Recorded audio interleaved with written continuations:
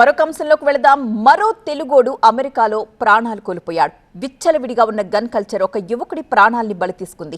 Part time job లో భాగంగా food delivery చేయడానికి వెళ్లిన రవితేజ అనే తెలుగు యువకుడిని నల్ల జాతీయులు కాల్చి చంపేయడం అనేది విషాదకరంగా మారింది.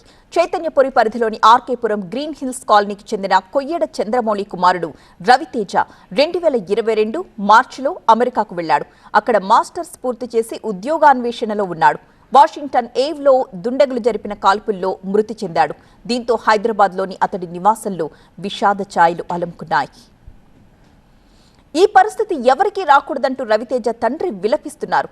తన బాధ ఎవరికి చెప్పుకోలేనిది అంటూ కన్నీరు మున్నీరవుతున్నారు.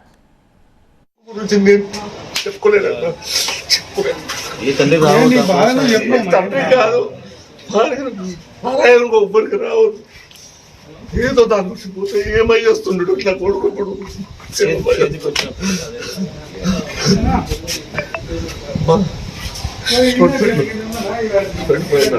ఊకోరైనా ఇప్పుడు ఏం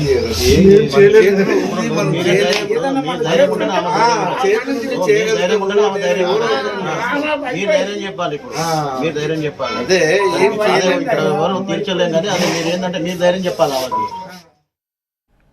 మరొక వైపు అతడి మృతదేహాన్ని వీలైనంత త్వరగా స్వదేశానికి రప్పించడానికి ప్రభుత్వం కృషి చేయాలి అని కోరుతున్నారు స్థానికులు.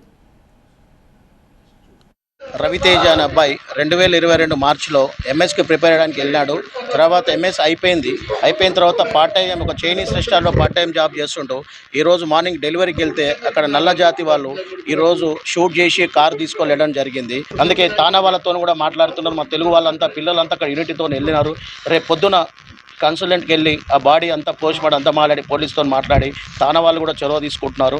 అందుకే గవర్నమెంట్ కూడా మన తెలంగాణ గవర్నమెంట్ అయితేంది, సెంట్రల్ గవర్నమెంట్ అయితేంది ఇమీడియట్ చొరవ తీసుకొని బాడీ ఎంత తొందరగా తీసుకొస్తే అంత మంచిదని మీ మీడియా ద్వారా విజ్ఞప్తి చేస్తున్నాం.